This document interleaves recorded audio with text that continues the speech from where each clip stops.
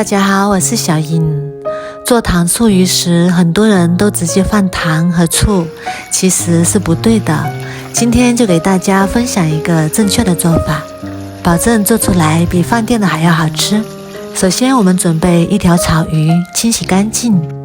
清洗干净之后，把它放在菜板上，然后用厨房纸把表面的水分擦干净，然后在鱼头和鱼尾处各切上一刀。在靠近鱼头的部位，我们可以看到有一个小白点，那个就是鱼心线。然后用刀背慢慢拍打，把它轻轻地拉出来就可以啦。接下来用剪刀把鱼鳍剪掉，不要。先把鱼头砍下来，鱼头我们今天不用，留着下次炖汤喝。再把鱼肉切成3厘米左右的小段，然后再改刀切成小块，这样比较容易入味。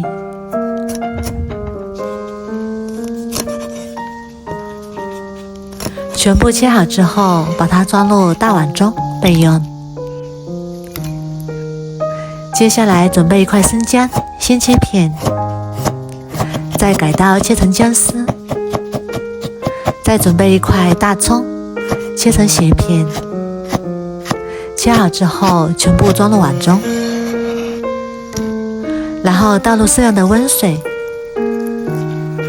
再用手把葱姜抓一抓，把葱姜汁抓出来，彻底激发出葱姜的香味。看一下，这会的葱姜汁就已经非常的浓郁了。然后把葱姜汁倒入鱼块里面，然后再用手抓均匀。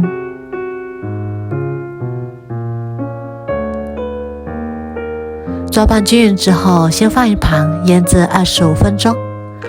接下来准备一个小碗，打入2颗鸡蛋，然后用筷子把鸡蛋搅散，先放一旁备用。现在我们的鱼块也已经腌好啦，把它搅拌一下，把里面的葱姜挑出来不要，再把多余的葱姜水倒出来不要，然后把鸡蛋液倒入鱼块里面，然后再用筷子把它充分搅拌均匀，使每块鱼肉都裹上一层鸡蛋液。搅拌均匀之后，再往里面倒入适量的面粉，然后继续搅拌均匀，使每一块鱼肉都裹上一层面粉，像这样就可以啦。先放一旁备用。接下来准备一个小碗，倒入适量的番茄酱，再加入2勺生抽，1勺料酒，1勺食盐，4勺白糖。